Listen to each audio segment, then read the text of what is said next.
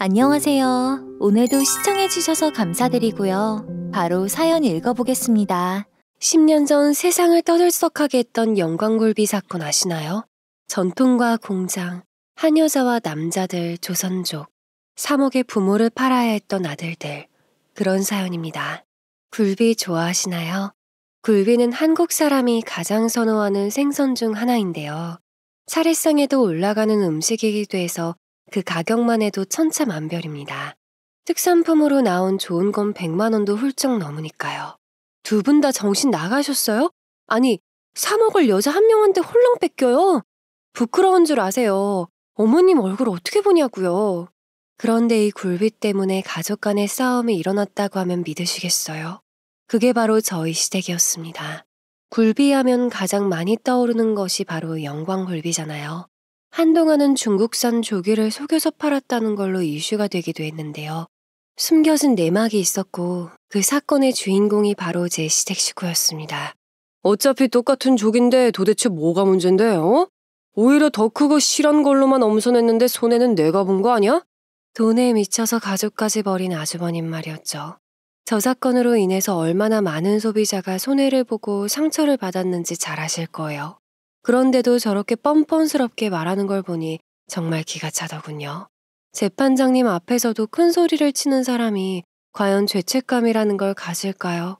거기에다가 시모의 오랜 사업까지 망쳤으니 기막힌 사연 바로 들려드릴게요. 안녕하세요. 저는 30대 유부녀입니다. 저의 원래 직업은 중소기업 사무직이었어요. 아는 사람 소개로 우연히 지금의 남편을 만나게 되었습니다. 처음 만났을 때부터 서로에게 호감이 있었고 만날수록 좋아서 결혼까지 하게 되었어요. 무엇보다 사람이 성실하면서도 검소해서 그런 점이 더 끌렸었던 것 같습니다. 그렇게 남편과 결혼을 하고 나서 저는 일을 그만두게 되었습니다. 전업주부를 할 생각은 없었어요. 그런데 시어머니께서 남편과 함께 자신이 하고 있는 굴비 사업을 한번 배워보면 어떻겠냐고 제안을 하셨거든요. 이미 남편은 배우고 있었고요. 시어머니께서는 영광굴비 사업을 하고 계셨습니다. 그것도 전통적인 방식을 고수하는 몇 안 되는 사업체 중 하나였죠. 그래서 그런지 영광에서도 알아주는 곳이기도 했어요. 그렇게 끝까지 전통을 지키는 것이 쉽진 않은 일이니까요. 뭐 기술이네 과학이네 말이 많아도 전통 방법만큼의 맛은 못 내더라. 손이 많이 가서 그렇지 굴비는 이렇게 해야 찐맛이 나오는 게야. 그런데 시어머니는 자신이 점점 노쇠해지니 이 사업을 자식에게 물려줄 생각이셨나 봅니다. 아들만 셋이 있었기에 누가 물려받아도 괜찮을 거라고 생각하셨죠. 그랬기에 공평하게 첫째부터 할 의향이 있는지 물어보셨다고 해요. 그런데 삼형제 중 둘째였던 남편이 사업을 배우기 시작한 겁니다. 그 이유는 형인 아주버님은 냄새나는 생선 사업은 하고 싶지 않다고 했고 동생인 도련님은 사고만 치는 망나니였어서 아직은 때가 아니라고 생각하셨다고 해요. 그러던 와중에 저와 결혼을 하게 된 거고요. 너도 지석이만큼 성실하니까 둘이 힘을 합쳐서 열심히 하면 분명 나보다 더 잘 될 거다. 내심 힘든 일을 시키는 것 같아서 미안하다고 하셨지만 저는 오히려 좋았습니다. 그래서 크게 고민하지 않고 다니던 회사를 그만두고 남편과 함께 시어머니 밑에서 일을 배우기 시작했어요. 실제로 적성에도 맞고 부부가 같이 하니 더 재밌게 일했었던 것 같습니다. 어릴 적부터도 삼형제 중에서도 남편이 제일 성실했었다고 합니다. 시어머니는 첫째라고 더 해주고 막내라고 더 예뻐해주는 것도 없었다고 해요. 그런데 유독 남편 빼고 아주버님은 형이라고 도련님은 막내라는 핑계로 그렇게 사고를 많이 쳤다고 들었어요. 그나마 시어머니께서 단호한 편이라 나름 마음 잡고 살아가는 거라고 했습니다. 영광에서도 알아주는 굴비집이라서 힘든 방식이긴 해도 물려받을 만한 가치가 있거든요. 그런데 결국 아주버님과 도련님은 돈은 쓰고 싶지만 일은 하기 싫었던 겁니다. 게다가 둘 다 결혼을 안 한 상태이니 급할 것도 없었던 거죠. 난 그런 냄새나는 생선 만지기 싫다고요. 저한테 권유하지 마세요.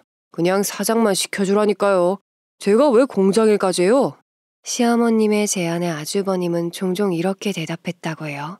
하지만 결론적으로는 저희 남편이 하게 된 게 어쩌면 잘 된 것이라고 말씀하셨습니다.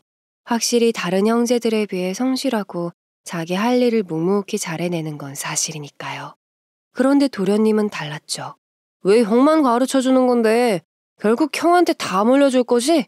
난 큰형이랑 달라. 내가 더 잘할 수 있어. 넌 아직 멀었어. 너한테 안 가르쳐주겠다는 것도 아니야. 작은 형한테 기회 준 것처럼 똑같이 줄 거니까 너 처신이나 잘하면서 기다리고 있어. 도련님은 워낙 야망도 크고 욕심도 많았어요. 어릴 때부터 그랬다고 하더라고요. 그래서 자기가 막내라서 차례가 늦게 돌아오는 것도 엄청 불만이었다고 합니다. 시어머님 굴비 사업이 워낙에 명성이 자자하고 잘 되니까 욕심이 날만도 했어요. 더구나 이 시기에 고급차로 방문한 어느 재벌의 수행기사와 어머님의 대화를 보곤 그 마음이 크게 달라졌나 봅니다. 회장님께서 정말 맛있다고 여기 굴비만 찾으시네요. 이번에 수획한 굴비는 저희가 다 사가겠습니다. 그러니 좋은 걸로 부탁드립니다.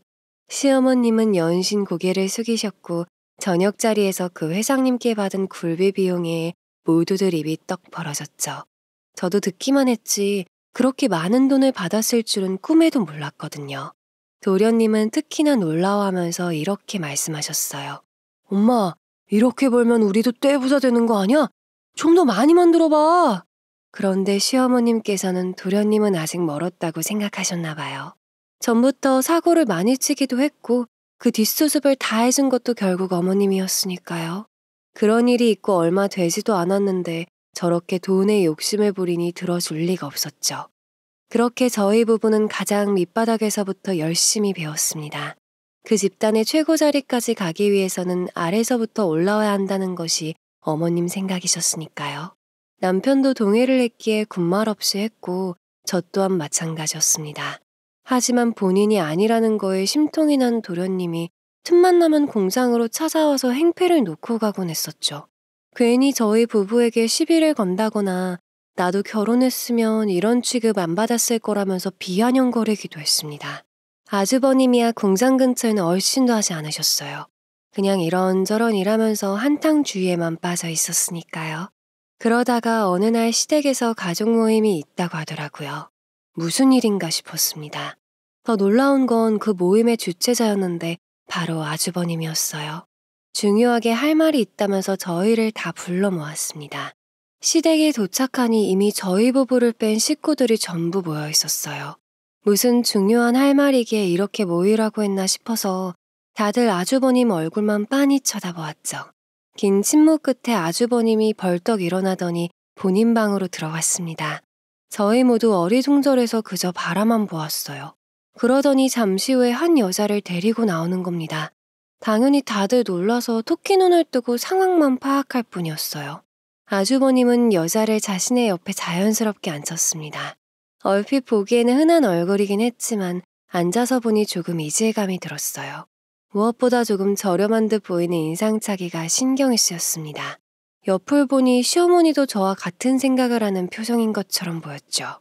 저 이번에 결혼하고 싶은 여자가 생겼어요. 이 사람입니다. 제가 정말 좋아하고 사랑해요. 조선족 사람이지만 우리나라에서 오래 생활해서 전혀 다른 건 못 느끼실 거예요. 어쩐지 말투가 약간 우리랑 다르다고 생각했었는데 의문이 풀렸습니다. 시어머님은 잠깐 당황하는 듯 보이셨지만 다시 평정을 되찾으셨어요. 사업을 하시는 분이셔서 워낙 표정 관리를 잘 하시거든요. 하지만 뒤이어하는 아주버님의 말이 더 놀라웠습니다. 저 이 여자랑 진지하게 만나는 만큼 어머니한테 드리고 싶은 말씀이 있습니다. 다시 기회 주시면 저도 굴비 사업 배워보고 싶어요. 그건 너가 네 복을 네 발로 찬 거 아니냐. 이제 와서 다시 기회 달라고 하는 건 형평성에 어긋나지. 엄밀히 따지면 그 다음 차례는 지우가 되는 것이 맞고. 압니다. 하지만 지호는 아직 어리고 기회도 많지만 저는 이제 더 이상 물러설 곳이 없어요. 그전에는 제가 막 살았던 거 인정합니다. 그런데 이제는 이 여자랑 행복해지고 싶어요.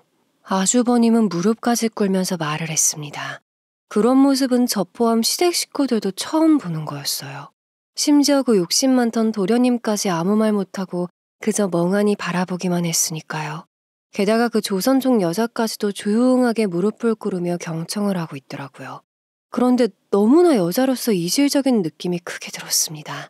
짧은 미니스커트에 딱 붙는 스타킹, 무엇보다 그 여자가 뿌린 향수에서 수컷을 향한 안 좋은 그림자가 짙게 느껴졌었거든요. 무엇보다 도련님의 시선을 저는 볼 수가 있었죠. 그건 여자만이 아는 육감이니까요. 제 속마음과 달리 그냥 다들 이게 무슨 상황인가 싶었어요. 오로지 시어머님만이 침착하셨던 것 같았습니다. 어쩌면 속으로는 놀라셨지만 티를 안 내고 계셨던 건지도 모르죠. 그렇게 어머님은 한동안 침묵을 지키셨습니다. 덩달아 저희도 가만히 기다리기만 했어요. 시간이 지난 뒤 처음 꺼내신 말씀은 그 여자에게 식사를 하고 가라는 것이었습니다. 어찌되었군. 이 이야기는 여기서 끝 마치고 시장하실 테니 식사나 하고 가세요. 일단 손님으로 왔으니 그냥 보내는 건 예의가 아니라면서 말이죠. 그리고는 굴비 사업에 대해서 말씀하셨어요. 아주버님이 형평성에 어긋난 부탁을 한 건 바꿀 수 없는 사실이라고 하면서요. 그러니 조금 더 신중하게 생각을 하고 답변을 해주시겠다고 하셨습니다. 워낙에 강단 있고 정확하신 분이시기에 저희도 아무 말 없이 결정에 따르기로 했습니다. 그 망나니 같던 조련님조차도 아무런 대꾸도 하지 않았어요. 그렇게 그날 불편하기만 했던 저녁 식사를 마치고 저희는 집으로 돌아왔습니다. 그 뒤로 이상하게 공기가 바뀐 느낌이었습니다. 도대체 뭔가 싶어서 살펴보니 범인은 아주버님이었어요. 전날 이후로 무슨 바람이 불었는지 공장에 와서 이런저런 잡일을 하더라고요. 일찍 와서 청소를 한다든지 굳은 일이 있으면 나서서 한다든지 하면서요. 저희 부부는 그 모습이 낯설면서 어리둥절했습니다. 그렇다고 싫진 않았어요. 드디어 정신 차렸나 라는 생각이 조금 들었으니까요. 그런데 그건 어머님도 마찬가지셨던 것 같아요.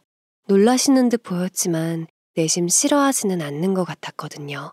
아주버님도 자기가 뱉어놓은 말이 있으니 더 열심히셨던 것 같습니다. 무엇보다 자식이라고 해도 한 번 날린 기회를 다시 붙잡으려면 그만큼 더 노력을 해야 했으니까요. 솔직히 저희 부부는 얼마나 가겠어 하고 별 기대는 안 했었던 것 같아요. 그런데 정말 정신을 차린 건지 꾸준히 나와서 하더라고요. 어느 정도 적응이 되고 나서는 그 여자도 같이 나와서 거들기 시작했습니다. 처음에는 이렇게까지? 하면서 불편하긴 했지만 오히려 그런 모습이 어머니의 마음을 돌렸던 것 같아요. 저희 부부도 결혼하고 나서 어머님이 저에게 같이 해보면 어떻겠냐고 제안을 했었으니까요.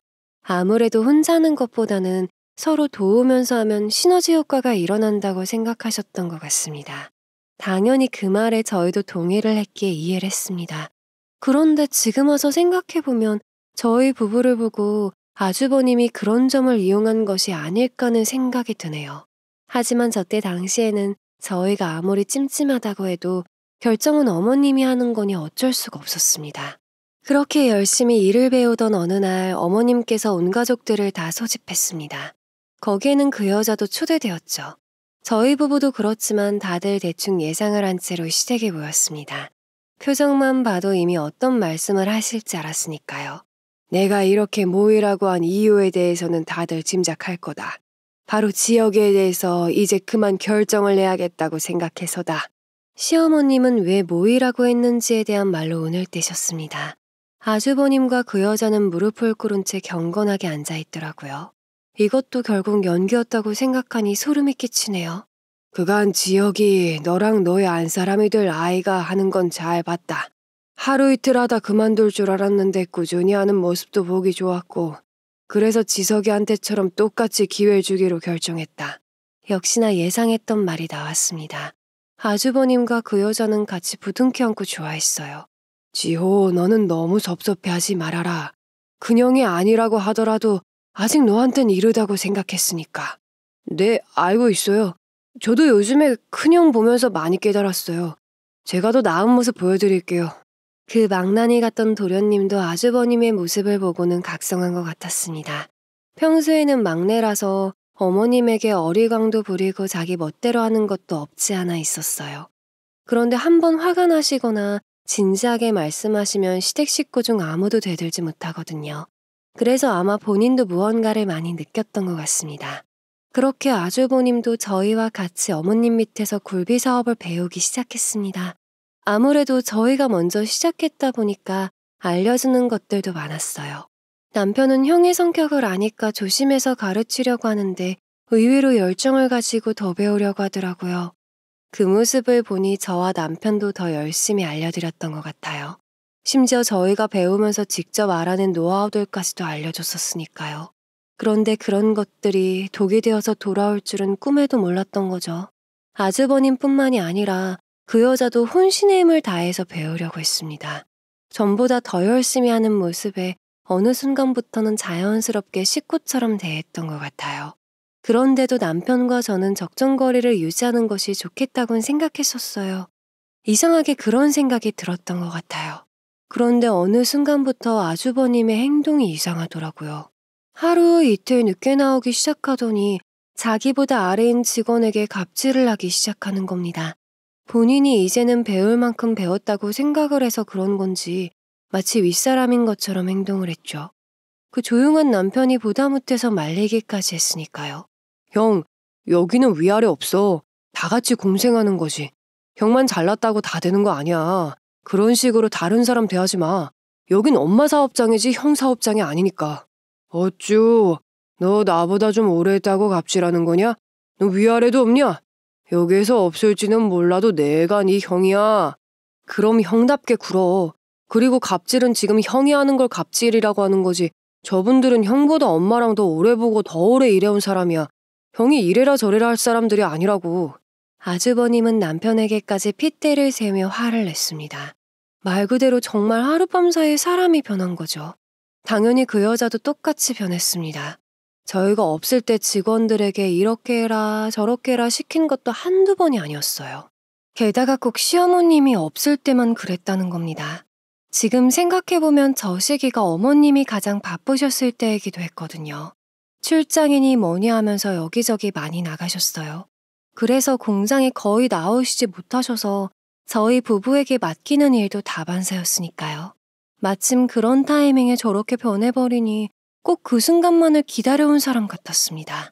더 대박인 건 자꾸 어머님 굴비 사업에 태클을 거는 거였습니다. 이미 말씀드렸다시피 저희 어머님은 전통 방식 그대로를 고집하셨습니다.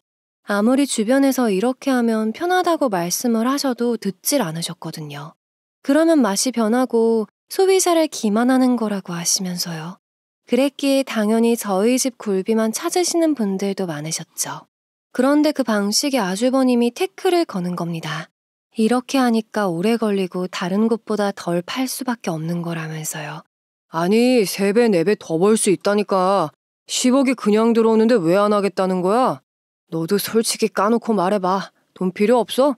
우리도 좋은 아파트에 외제차 좀 끌고 다니자니까. 어머니가 그 돈 필요 없으시대잖아. 형이 왜 어머님이 일거는 걸 다 바꾸려고 해? 나 필요 없어. 다 필요 없어. 귀찮게만 하지 마. 이 문제로도 남편이랑 얼마나 많이 싸웠는지 모릅니다.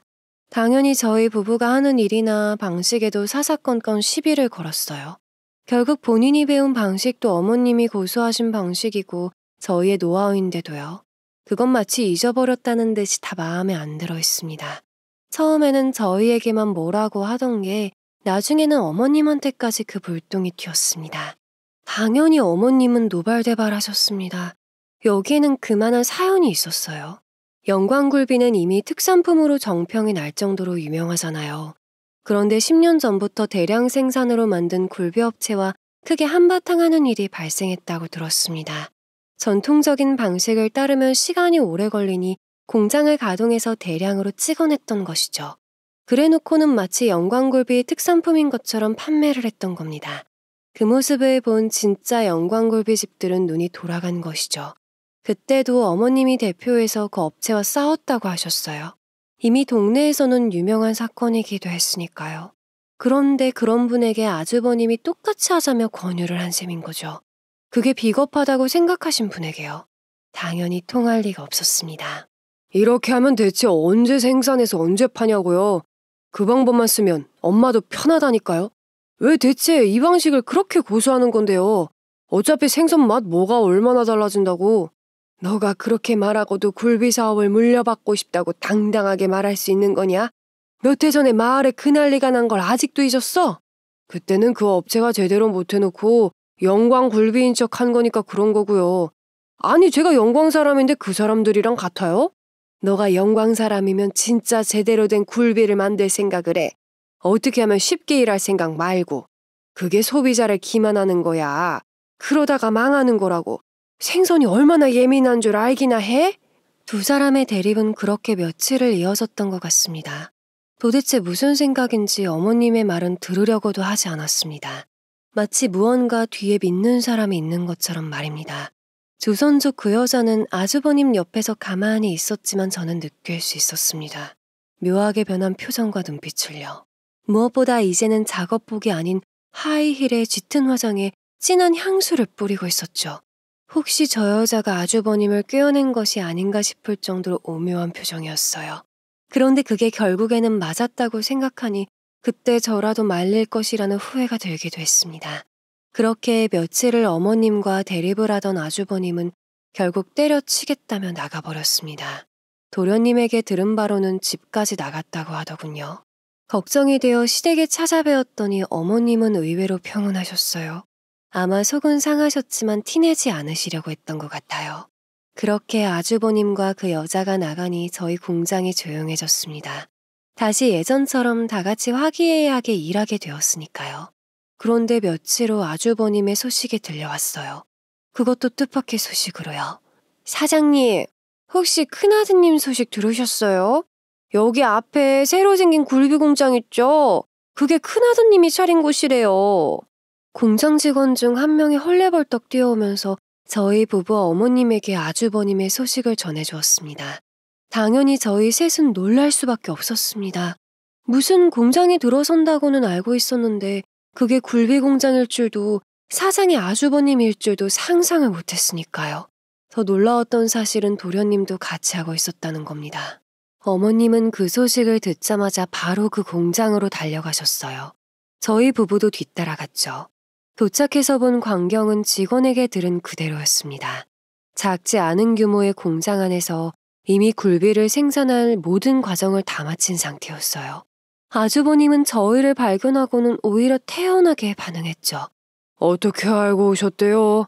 하기야 뭐 이 동네 좁으니까 소문 금방 나지. 어때요? 제 공장 나름 괜찮지 않아요? 너가 돈이 어디 있어서 이렇게 큰 공장을 차려? 대체 무슨 꿍꿍이야? 꿍꿍이라뇨. 엄마랑 저랑 사업에 대한 생각 자체가 다른데 어떻게 같이 일을 해요?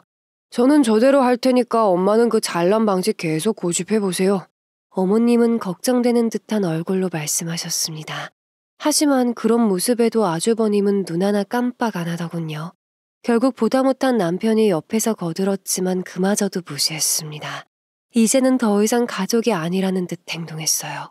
당연히 그 옆에는 조선족 여자도 같이 있었습니다. 괜히 미안한 표정으로 조신하게 있는 그 모습이 제 눈에는 왜 그렇게 위선적으로 보였을까요? 하지만 이렇게 된 이상 뭘 더 말할 수 있을까요? 그나마 도련님은 어머님 눈치를 보면서 말을 했습니다. 아니 난 형이 괜찮은 사업 제안해서 같이 한 거야. 근데 진짜 엄마도 형 말만 제대로 들어봤었으면 그렇게 반대하진 못할걸?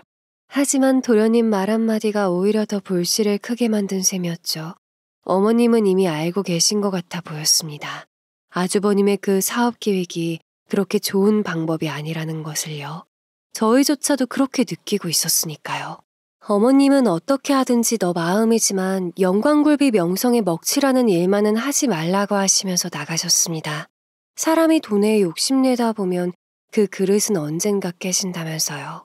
그리고 다시는 집으로 들어올 생각도 하지 말라는 말도 덧붙이면서요. 당연히 아주버님은 그럴 일이 없다며 아주 당당하게 맞받아치더군요. 그 모습에 남편은 한 번 더 화를 내려고 했지만 제가 말렸어요. 더 큰 싸움이 나는 게 싫었거든요. 다시 공장으로 돌아온 어머님은 묵묵히 일만 하셨습니다. 저희도 더 이상 그 어떤 말도 할 수가 없었어요. 그런데 그 뒤로 더 큰 일이 저희에게 다가오고 있었습니다. 바로 아주버님 굴비 공장이 잘 되면서 저희 매출이 확 떨어지게 되었거든요. 솔직히 그전에도 전통적인 방식이 아닌 방법으로 영광 굴비인 척하는 곳은 많았습니다. 그렇다고 해서 어머님네 굴비가 매출이 떨어지거나 하는 일은 없었어요. 이미 너무나도 많은 고객을 보유하고 있었고 무엇보다 영광에서마저 알아주는 곳이었으니까요. 그런데 아주버님네 공장이 생긴 이후로는 매출이 급격하게 떨어졌어요. 물론 정당한 방법으로 굴비를 생산하고 있을 거라고는 생각 안 했습니다. 하지만 저희에게 큰 피해를 끼치니 알아보지 않을 수가 없었어요. 아주버님네가 운영하고 있는 사이트부터 훑어봤더니 아니나 다를까 전통 영광굴비인 척 판매를 하고 있더군요. 그것보다 어머님네 사업 마케팅을 고스란히 갖다 썼습니다. 여기서 배웠던 걸 그대로 베껴서 갖다 쓴 것이죠. 그러면서 자연스럽게 저희 공장이 마치 마진을 많이 남기며 비싸게 파는 것처럼 보이게 했습니다. 그것도 아주 교묘하게 말이죠. 남편이 이거는 가만두면 안 된다고 하면서 공장을 나서려고 하는 순간이었어요. 호랑이도 제 말하면 온다고 했던가요? 아주버님이 찾아왔습니다. 양반은 못 되더군요. 어떻게 일은 잘 돼가고 있어요? 그냥 지나가다가 한번 돌려봤어요. 우리 엄마 용돈도 좀 드릴 겸.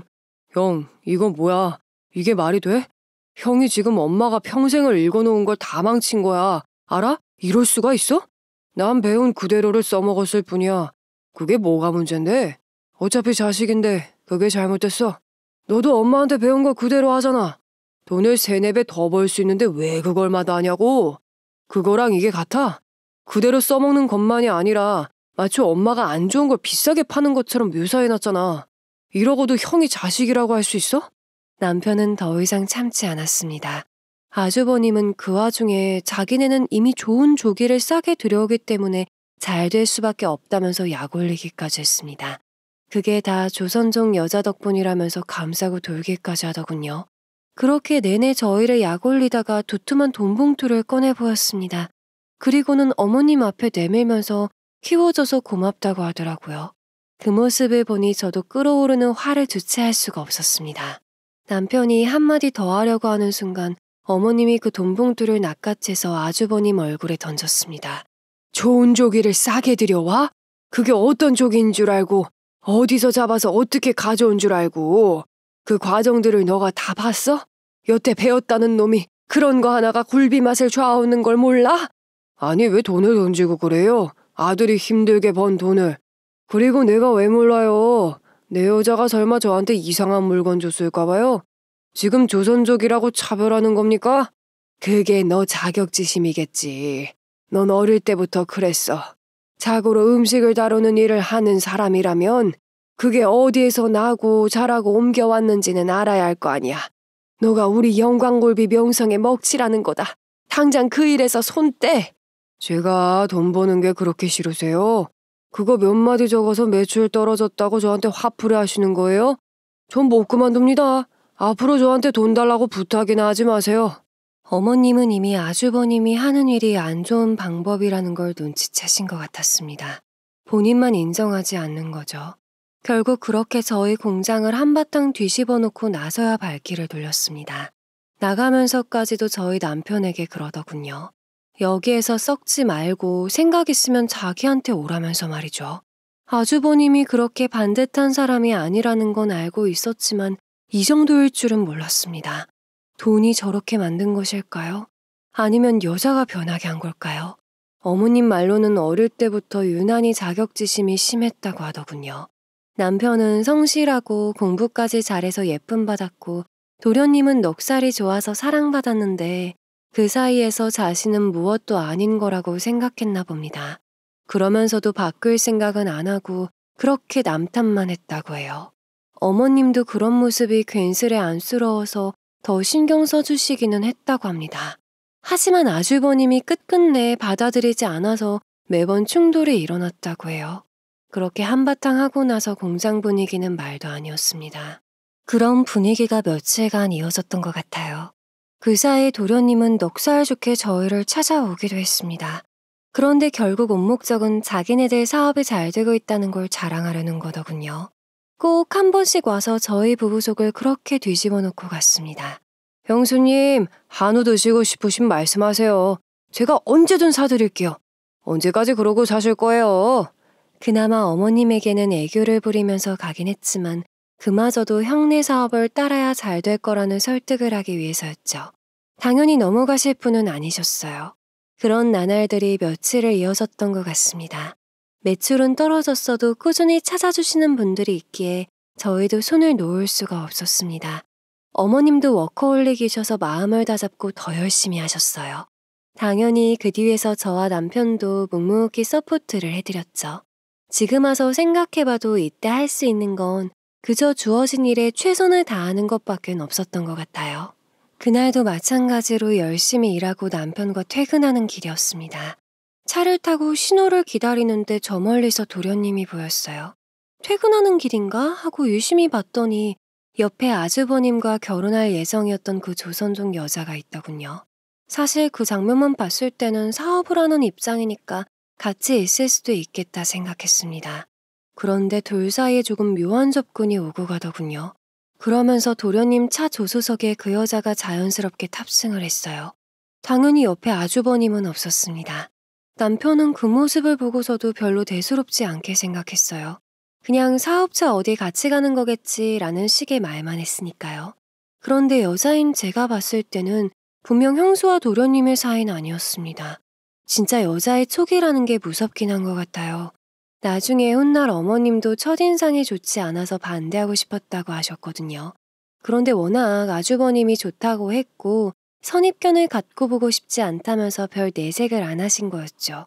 결국 일이 터지고 났을 때야 그때 엄마의 마음으로 말렸더라면 이렇게 되진 않았을 거라며 한탄하셨습니다. 아무래도 수상쩍게 보였던 저는 계속 남편에게 말했어요. 분명 무슨 사이인 것 같아. 딱 봐도 이상해 보이잖아. 이 시간에 둘이 묘하게 친해 보이고 도련님 차를 타고 어딜 가는 게 자긴 안 이상해? 자기가 예민한 거라니까. 지호가 원래 넉살 좋은 거 당신도 알잖아. 아마 형이 또 지호한테 뭔 일 시켰을 거야. 그런데 자기 혼자 가기 싫으니까 괜히 형수 데리고 가는 거고. 아무리 세상이 말세라도 그건 아닐 거야. 우리가 도련님 쫓아가 볼까? 진짜 둘이 무슨 사이면 어떡하려고? 그럼 정말 이건 그냥 콩가루 되는 거야. 자기야, 그건 너무 앞서가는 것 같아. 그냥 우리 얼른 집에 가서 우리끼리 저녁 먹고 오붓한 시간이나 보내자. 응? 만약 저때 저희가 도련님 차를 따라갔더라면 상황이 조금은 달라졌을까요? 결국 저는 남편 말대로 집으로 향했습니다. 그 뒤로도 대외적으로는 아주버님네 공장이 잘 돼가는 것처럼 보였습니다. 실제로 판매수도 동네에서 1위를 차지하기도 했으니까요. 그렇게 각자 신경 쓰지 않고 살아가던 날들이 지속되었습니다. 저희는 어차피 어머님 사업을 물려받을 생각이었기에 더 이상 다른 일은 관심 갖지 않기로 했어요. 이제 저희가 일한 지도 꽤 시간이 되었고 그만큼 실력과 직위도 올라가게 되었습니다. 어머님은 예정대로 저희에게 사업을 물려주시기로 결정하셨어요. 아주버님은 2번의 기회를 날리셨고 도련님 또한 살 길을 찾아 떠났으니까요. 결국 하나 남은 자식인 남편에게 돌아가게 된 것이죠. 어머님은 그전부터 이미 이것저것 정리를 해오셨고 오늘 직원들 앞에서 공개적으로 발표하셨습니다. 앞으로는 제 둘째 아들인 지석이와 며느리인 혜수가 이 사업을 도맡아서 할 겁니다. 제가 아예 손을 떼는 건 아니지만 이제 저는 물러날 때가 된 것 같아요. 어머님의 말이 끝나자마자 직원들은 아쉬워하면서도 저희를 반겨주셨습니다. 남편과 제가 워낙 오랫동안 이 일을 배워왔고 그들과 같이 동고동락을 해왔으니까요. 대부분 저희 시댁사업 초창기부터 같이 해오셨던 분들이시기에 저희보다 더 잘 알고 계시기도 했습니다. 그런 면에서는 오히려 배울 점이 더 많았었죠. 그렇게 어머님의 공개적인 사업 대물림이 있고 나서였습니다. 갑자기 공장에 누가 큰 소리를 내면서 들어오더군요. 보니까 아주버님과 도련님이었어요. 그리고 그 조선족 여자도 따라 들어왔습니다. 저희는 멍하니 그들의 행동을 지켜볼 뿐이었어요. 한동안 조용하나 했더니 도대체 오늘은 또 무슨 일로 저러나 싶어서요. 아니 이게 말이 돼요? 지석이한테 사업을 물려준다뇨. 에? 어떻게 저희한테 한마디 상의도 없이 이걸 결정해요? 이게 가족이에요? 가족? 너 입에서 지금 가족을 따질 수나 있다고 생각하는 거냐? 너는 너 갈 길 찾는다고 신경 쓰지 말라고 한 거 잊었냐? 너 입으로 한 말이야. 아니 엄마 그럼 나는? 내 차례는? 나한테도 기회를 준다고 해놓고 이 큰 사업을 홀랑 둘째 형한테만 주는 건 말이 안 되지. 적어도 나랑 큰형한테 상의는 했었어야지. 내 사업 내가 물려주고 싶은 사람한테 물려준다는데 그걸 왜 니들이랑 상의를 해? 이게 너네 거야. 너도 네 큰형이랑 너 갈 길 찾아 떠났으면 됐잖아. 잘 먹고 잘 사는 놈들이 왜 이 난리야? 결국 남편에게 어머님 사업의 모든 권한이 돌아간 것이 싫었던 겁니다. 이미 공개적으로 저희에게 물려준다고 발표하셨으니 금세 아주버님과 도련님 귀에 들어갔던 거겠죠. 그 이야기를 듣자마자 저렇게 와서 난리를 치는 겁니다. 당연히 어머님은 거기에 굴하지 않으셨고요. 저희 부부 입장에서도 이해가 안 됐어요. 그렇게 자기들 잘 나가고 장사 잘 된다고 자랑하면서 염장을 질러놓고 금세 잊었나 봐요. 솔직히 말해서 현재 상황에서는 아주버님네 공장이 더 잘 되는 건 사실이었으니까요. 굳이 왜 저렇게까지 하나 싶었습니다. 가끔 아주버님이랑 어머님이 큰 소리를 낼 때마다 옆에서 조선족 여자가 한마디씩 거들기도 했었거든요. 그때마다 정말 어찌나 얄밉던지. 그런데 이번에도 그러더군요. 이건 큰아들에 대한 예의가 아니라나 뭐라나. 정말 기가 차서 말도 안 나왔어요. 당연히 어머님도 어이가 없어 하셨습니다. 그리고는 처음으로 그 여자에게 모질게 말하셨어요. 그쪽은 낄 입장이 아니니 참견하지 말라면서요. 제가 그동안 하고 싶던 말인데 해주셔서 얼마나 속이 시원했는지 모릅니다. 하지만 그렇다고 물러설 아주버님이랑 도련님이 아니었습니다. 이건 자식을 차별하는 거라면서 하루 종일 어머님을 들들 볶았어요. 덕분에 저희는 그날 그 어떤 일도 하지 못했죠. 난리치는 거 뒷수습하고 직원분들까지 케어하다 보니까 어느새 밤이 되었어요. 어머님은 더 이상 아주버님이랑 도련님 이야기는 듣지 않으시고 집으로 돌아가셨습니다. 결국 저희에게 마지막까지 화풀이를 하고 나서야 그들도 발걸음을 돌렸어요. 나머지 정리는 저와 남편의 몫이었죠. 그런데 여기에서 끝이 아니었어요. 그 뒤로 틈만 나면 저희 공장으로 찾아와서 난리를 치고 갔습니다. 더 솔직하게 말하면 그냥 행패를 부리고 갔어요. 괜히 와서 시비를 걸고 물건을 어지럽히거나 던지고 있는 대로 심술을 부리고서야 돌아갔습니다. 그때는 이들이 이해가 가지 않았습니다. 지들 방식대로 돈도 벌고 있겠다 왜 이러나 싶었죠. 그 이유는 조만간 밝혀지게 됩니다. 그 와중에 영광굴비가 가짜라느니 하는 기사까지 나는 바람에 저희 공장만이 아니라 전체적으로 매출까지 떨어져 버렸습니다. 도대체 무슨 일인가 해서 남편이랑 직접 나서서 알아보는데 뜻밖의 일을 알게 되었습니다. 잘 나가는 줄 알았던 아주버님네 공장이 망해가고 있었던 거예요. 그것도 꽤 됐던 것 같아요. 그런데 그 상황에서 어머님이 저희에게 사업을 물려준다고 하니 당연히 안 입고 왔던 겁니다. 자기들이 잘 나갈 때는 그렇게 허세를 부리더니 망하니까 집안 사업이라도 물려받고 싶었던 거죠. 이래서 엄마 공장 와서 그 난리를 친 거냐? 니들이 자기 잘난 줄 알고 그렇게 엄마 가슴에 대못 받고 나가놓고서는? 니들, 너 지금 형한테 니들이라고 했냐? 이게 보자 하니까 엄마가 너한테 사업 물려줬다고 내가 네 형이 아닌 건 아니야. 예의 차려라, 어? 아주버님도 이제 그만하세요. 솔직히 말해서 잘한 거 없으시잖아요. 이게 뭡니까? 집안 다 쑥대밭으로 만들어 놓고 할 말 있으세요? 항상 둘이서만 짜고 저희 남편을 골려주던 것이 그렇게 마음에 안 들었어요. 그런데 저렇게 말하는 걸 보니까 저도 더 이상 참을 수가 없더군요. 보다 못해서 한 소리를 했더니 이런 적이 처음이라 놀란 눈으로 절 쳐다보더라고요. 도련님도 놀라서 절 쳐다보았지만 뭐라고 하지 못했죠. 솔직히 말해서 자기들이 무슨 할 말이 있습니까? 본인들이 원해서 그렇게 해놓고 잘 안 되니 이제 와서 내놓으라뇨. 놀부심보도 이 정도는 아닐 겁니다. 게다가 영광굴비에 대한 안 좋은 기사도 결국 아주버님네 공장 때문에 생겨난 것이었어요. 장사는 안 되지 마을 사람들은 와서 한마디씩 하지 본인들도 죽을 맛이었을 겁니다. 그렇다고 해서 그 화를 저희 남편에게 푸는 것도 말이 안 되는 거죠. 아닌 건 아니니까요. 저와 남편의 단호함을 보고는 한동안은 공장으로 찾아오는 일은 없었습니다. 저희도 다시 재개할 생각으로 열심히 일을 하고 있었어요. 그런데 남편에게서 전화 한 통이 걸려왔습니다. 받아보니 경찰서였어요. 아주버님이 현재 경찰서에 잡혀있으니 오라는 연락이었습니다. 무슨 일인가 싶어서 즉시 어머님에게 알리고 저희 셋은 곧바로 경찰서로 달려갔습니다. 도착해보니 아주버님은 죄인처럼 조사석에 앉아 있었습니다. 그뿐만이 아니었어요. 도련님은 물론이고 그 조선족 여자까지 있었어요. 그런데 그 여자 옆에 모르는 남자 하나가 있더군요. 저희도 처음 보는 얼굴이었습니다. 아주버님은 그 남자와 여자를 죽일 듯이 노려보고 있었어요. 저희를 부른 것도 도련님이 자신들이 어떻게 할 수 없을 것 같으니까 해결해 줄 수 있는 사람을 부른 거였습니다. 그것도 어이없었지만 이렇게 경찰서에 오게 된 이유가 더 황당했어요. 그 조선족 여자 옆에 있던 남자는 중국 남자인데 직업이 선장이었어요.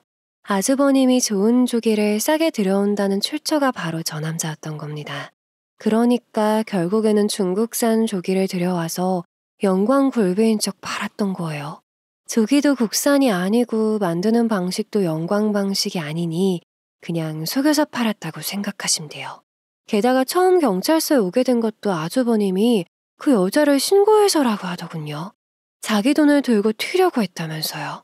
저 여자가 내 돈을 들고 저놈이랑 중국으로 튀려고 했다고요. 애초부터 아예 작정하고 나한테 접근했던 거야. 그렇지? 내가 너 가만 안 둬. 그러게 누가 넘어오래? 넘어온 건 당신이잖아. 그리고 나도 그동안 옆에서 얼마나 일을 열심히 했는데 이 정도는 챙길 수 있는 거 아니야? 월급 안 받아갔어? 꼬박꼬박 받아가면서 생활비 한 푼 안 낸 주제에 말이 많아. 챙길 거 다 챙겨놓고 회사 돈을 통째로 들고 가려고 해? 그거 절도야. 알기나 해? 내가 이 여자가 하는 짓이 하도 수상해서 유심히 지켜봤다니까요.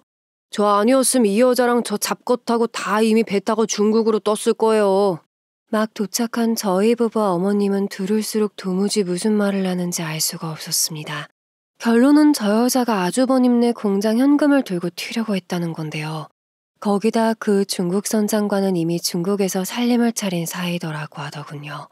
그뿐만이 아니라 애초부터 아주버님네 집안이 굴비 사업을 하는 걸 알고 접근했다고 해요.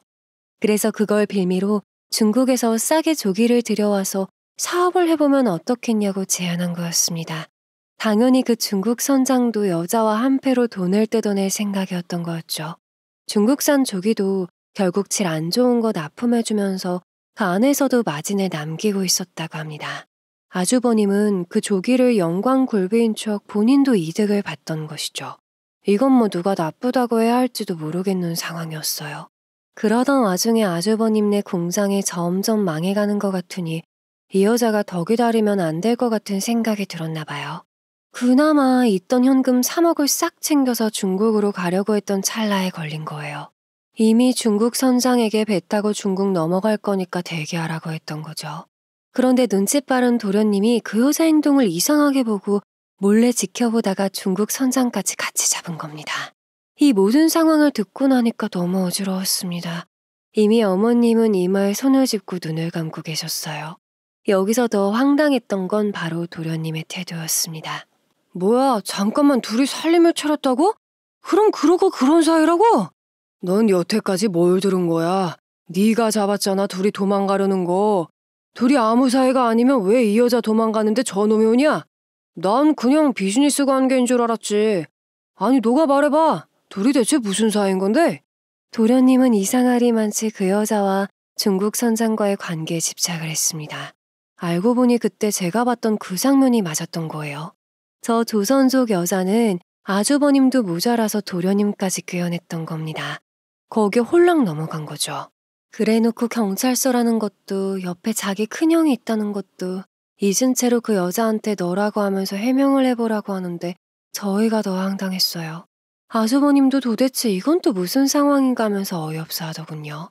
결국 도련님과 그 여자 사이까지 탄로가 나면서 경찰서는 또 한 번 발칵 뒤집혀졌습니다.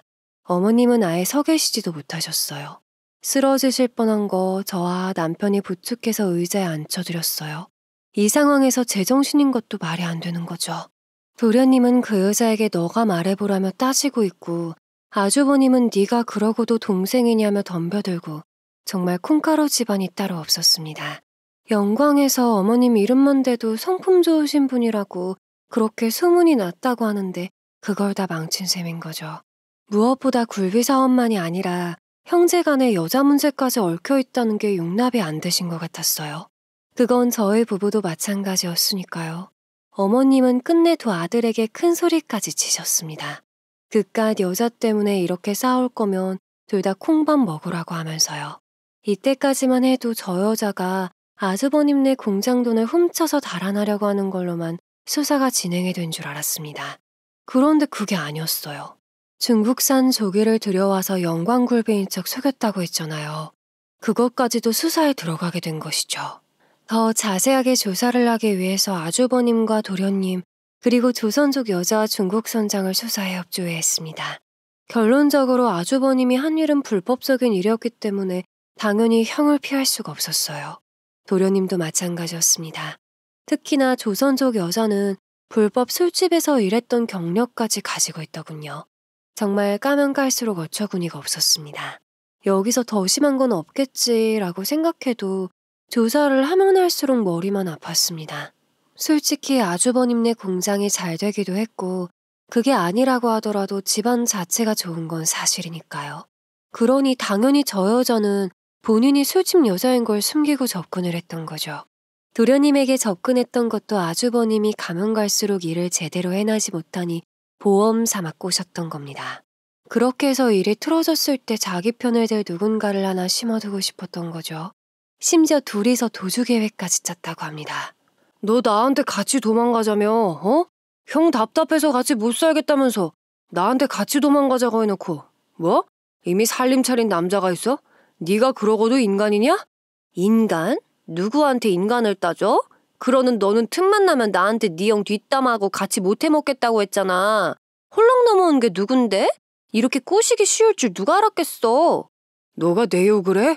네가 누구 때문에 지금 이렇게까지 먹고 살았는데 너 나 아니었으면 아직도 그냥 백수망난이야, 알아? 그리고 너는 형제들 이간질 시켜놓고 뭔 말이 많아? 이간질? 내가 이간질을 했다고? 너나니 동생이나 똑같아. 한 명 없으면 서로 막말하기 바쁘고 나야 뭐 좋았지. 이간질 안 해도 되고 힘들어서 꼬시지 않아도 넘어오고. 정말 가관이더군요. 여자 하나 때문에 형제 간에 싸우는 것도 꼴보기 싫은데 거기에다가 불법 밀수입까지. 이건 뭐 집안 망신도 이런 망신이 없었습니다. 어머님은 결국엔 경찰서에서 그만하라며 크게 소리치셨어요. 도대체 뭘 잘한 일이라고 이렇게 동네방네 떠들고 있냐면서요. 어머님 말에 잠시 조용해지는 듯 싶었지만 결국 네 사람 다 끝까지 자기는 잘못이 없다는 말뿐이었습니다. 심지어 아주버님은 안 좋은 물건을 준 건 저 중국 선장인데 왜 자기한테 그 죄를 묻냐는 겁니다. 아니, 본인도 중국에서 들여온 물건인 걸 알고 있었으면서 어떻게 저렇게 뻔뻔할 수가 있을까요? 도련님은 계속해서 그 여자한테 왜 그랬냐면서 집착하질 않나 도통 진행이 안 되었습니다. 결국 어머님 공장 일과 관련해서 선임해 두었던 변호사를 모셔왔어요. 처음에는 아주버님이랑 도련님 문제를 해결해주기 위해서 그러신 건가 싶었어요. 그런데 그게 아니었습니다. 부형제를 빼주려고 하신 게 아니라 집안 사업을 지키기 위해서였어요. 그렇게 해야지 저희한테 피해가 안 갈 테니까요. 이것들을 콩밥을 먹든 안 먹든 내 할 바가 아닙니다. 그냥 다만 우리 둘째네가 피해 안 가고 제 사업 물려받을 수 있게만 해주세요. 어머님은 경찰서에서 대놓고 변호사에게 말을 했어요. 그 말을 들은 아주버님과 도련님은 당연히 길길이 날뛰었죠. 아니 쟤만 자식이야? 어? 쟤만 자식이냐고. 나도 자식이야. 내가 도대체 뭘 잘못했는데 잘하려고 한 거밖에 더 있어? 그러니까 애초부터 그냥 나 사장시켜줬으면 됐잖아. 아주버님은 눈을 크게 뜨고 큰 소리로 어머님한테 따지기 시작했습니다. 그 순간 쫙 하는 소리가 들렸습니다. 바로 어머님이 불사다구를 날리신 거죠. 고개가 돌아간 채로 아주버님은 그대로 굳어 있었어요. 남편에게 들은 바로는 혼자서 삼형제를 키우시면서 한 번도 매를 든 적이 없다고 하셨거든요. 아무리 힘든 일이 있어도 항상 좋게 다 일러주셨다고 해요. 그런데 그런 어머님이 처음으로 자식에게 손을 대신 거죠. 저희도 놀란 채로 쳐다봤고 경찰서 안 사람들도 다 벙쳐 있었습니다. 이분들 또한 같은 지역 내에 있어서 어머님의 성품을 잘 알고 계셨어요. 그런 어머님이 저리 화내는 걸 보고 놀라신 거죠. 너는 이제 내 자식 아니다. 앞으로는 너도 날 엄마라고 생각하지 마라. 그리고 지호 너도 마찬가지다. 어머님은 이 말을 끝으로 변호사님에게 일을 맡기시고는 경찰서를 나가셨습니다. 엄마, 나는 왜? 난 잘못한 거 알아. 내가 잘못했어. 다시는 안 그럴게요, 네? 한 번만 용서해 주세요, 엄마. 도련님은 돌아서서 나가는 어머님 뒤에 대고 소리만 질렀어요. 저희는 공장 문제로 변호사님과 상의할 것이 있었기에 경찰서에 계속 남기로 했습니다. 아주 지들 살자고 나를 팔어? 이러니 망하지. 내가 왜 이런 남자를 골라가지고 아우 내 팔자. 울고불고 하는 도련님 옆에서 조선족 여자가 한마디를 거들더군요. 여태까지 가만히만 있던 제가 그 말에 불쑥 화가 뻗쳤습니다. 그대로 종이컵에 있던 물을 그 여자 얼굴에 뿌렸어요. 놀란 것도 잠시 눈을 있는 대로 흘기면서 저를 쳐다보더군요. 술집 여자 주제에 남자 꼬셔서 도둑질이 나려고 했던 게 무슨 말이 그렇게 많아? 남의 집 운운하기 전에 본인 꼬라지나 보고 주제 파악해. 아주버님이나 도련님을 비하하는 건 상관이 없었습니다. 둘을 꼬셔서 어떻게 했든 그것도 알 바가 아니었어요. 그런데 저의 시댁에 막말하는 건 참을 수가 없었어요. 어머님과 제 남편까지 싸잡아서 말하는 거니까요. 한 대 치고 싶은 거 여자니까 봐주는 거니까 조용히 하세요. 본인이 잘나고 대단해서 꼬신 게 아니라 내 형제들이 멍청해서 넘어간 거니까. 이제는 형제도 아니니까 알바도 아니네요. 남편도 참지 못하고 한마디를 했습니다. 이미 연을 끊기로 마음을 굳힌 것 같아 보였어요. 결국 아주버님과 도련님은 불법 밀수입에 대해서 조사를 받기 시작했습니다. 그러던 와중에 저희 공장 사업에 피해를 준 것까지 법으로 해결할 수 있게 되었습니다. 아무래도 식품에 관련된 것이고 소비자를 기만했다는 이유로 징역형을 피하지 못했어요. 사장이었던 아주버님은 3년형을, 도련님은 1년 6개월형을 받았습니다. 그 조선족 여자도 우리나라에서 술집 일을 했기에 법을 피해갈 수 없었습니다. 성공하진 못했어도 절도에 밀항까지 시도했으니까요. 각자 죄에 맞는 징역형으로 판결이 났습니다. 재판장에서도 세 사람은 난리도 아니었어요. 도련님은 끝까지 그 남자랑 무슨 관계이냐고 물어보질 않나. 아주버님과 조선족 여자는 자기는 잘못이 없다고 하질 않나. 그 재판에 참여하는 것 자체가 수치스러웠습니다. 어차피 똑같은 어종인데 중국산이면 그게 뭐 잘못됐습니까? 그럼 중국산 김치는 왜 먹습니까? 대체 제가 뭘 잘못했는지 모르겠다고요. 어머님은 재판이 끝날 때까지 한 번도 나오지 않으셨어요. 저 말만 들어도 그러길 잘하신 것 같습니다. 재판이 진행되는 동안 변호사님이 힘써주신 덕분에 저희 공장은 지킬 수 있게 되었습니다. 다시 명성을 되찾았고 소비자와의 오해도 풀렸으니까요. 그리고 이 사건은 굴비로 생업을 접는 주변 지인들에게까지도 큰 영향을 끼쳤죠. 스스로 자정작용을 위한 발판이 되었던 거죠. 물론 그래도 공장식으로 찍어대는 경쟁업체는 하루가 멀다 하고 나타났다 사라지다 합니다. 저희는 어머님에게 배운 그대로 다시 열심히 해보기로 했습니다. 여태 그런 것처럼 편한 방식으로 생산하려는 업체에 지지 않으려고 합니다. 이번에는 그 방해꾼이 가족이어서 타격이 컸지만 그랬기에 앞으로 다가올 어떤 시련에도 지지 않을 수 있을 것 같아요. 가끔은 해가 지는 노을녘에 시어머님이 바다 풍경 속에 널린 조기들을 빤히 바라보고 계십니다. 아마도 그 생선에서 무의식적으로 인생을 돌이켜보고 있지 않나라는 수줍은 유추를 해보곤 해요. 제가 어머님 저녁 식사하세요 하면 그 주름진 얼굴로 환하게 웃어주시죠. 아마도 그 모습이 제 미래 행복한 모습이 아닐까 바라보곤 합니다. 가끔은 예기치 못한 일이 가장 가까운 사람을 통해서 오기도 하는데요. 그렇다고 해서 모든 것이 끝난 것은 아니라고 생각합니다. 그게 설령 가족이라고 해도요. 신은 인간이 이겨낼 수 있을 만큼의 시련을 주신다고 하잖아요. 저희의 그릇이 그만큼 큰가 보다 라고 생각하니 어떤 일도 다 헤쳐나갈 수 있을 것 같네요. 지금까지 저의 사연을 들어주셔서 감사합니다.